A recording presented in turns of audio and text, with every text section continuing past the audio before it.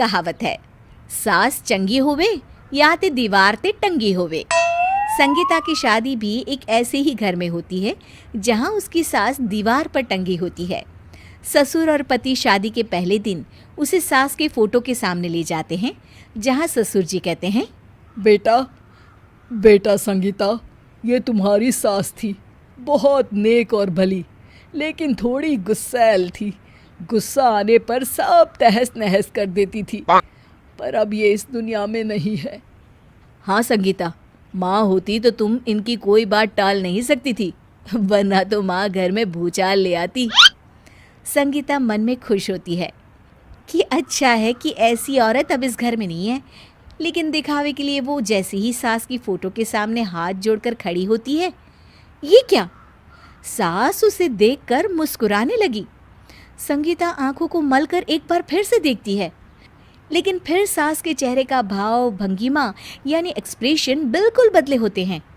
वो अपने पति और ससुर को कहती है, माँ की तस्वीर तो स्माइल कर रही है। ना ना बेटी, ये कैसे संभव है?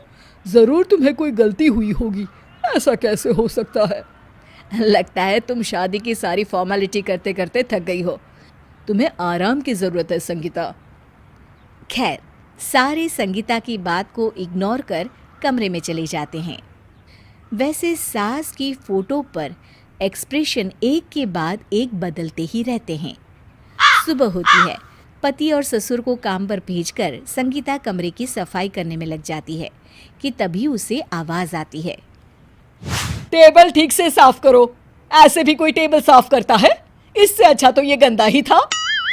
किसी औरत की आवाज़ सुन संगीता दंग रह जाती है और सोचने लगती है कि आवाज़ कहाँ से आई। आवाज़ को नज़रअंदाज कर वो फिर से अपना काम करना शुरू करती है, लेकिन इस बार तो आवाज़ बिल्कुल उसके कान के पास से आती है। मेरा घर है ये। जब तक मैं थी चमका कर रखती थी, हर एक चीज शीशे की तरह थी।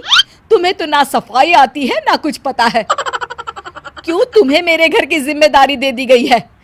पता नहीं तुम में मेरे बेटे को क्या दिखाई दिया। मैं होती तो एक से बढ़कर एक लड़कियों की लाइन लगा देती। अब संगीता को समझने में देर नहीं लगी कि ये आवाज़ किसी और की नहीं बल्कि उसकी सास की है, जो दीवार पर टंगी है। वो उसके पास जाती है और कहती है, नमस्ते सासू माँ, मुझे तो कल ही लग रहा था कि दीवार में कुछ काला है। वो दीवार नहीं, दाल होती है पगली। सही पकड़े हैं सासू माँ। तो क्या हो गया आपको जो आप यहाँ भी चैन से नहीं बैठी हैं?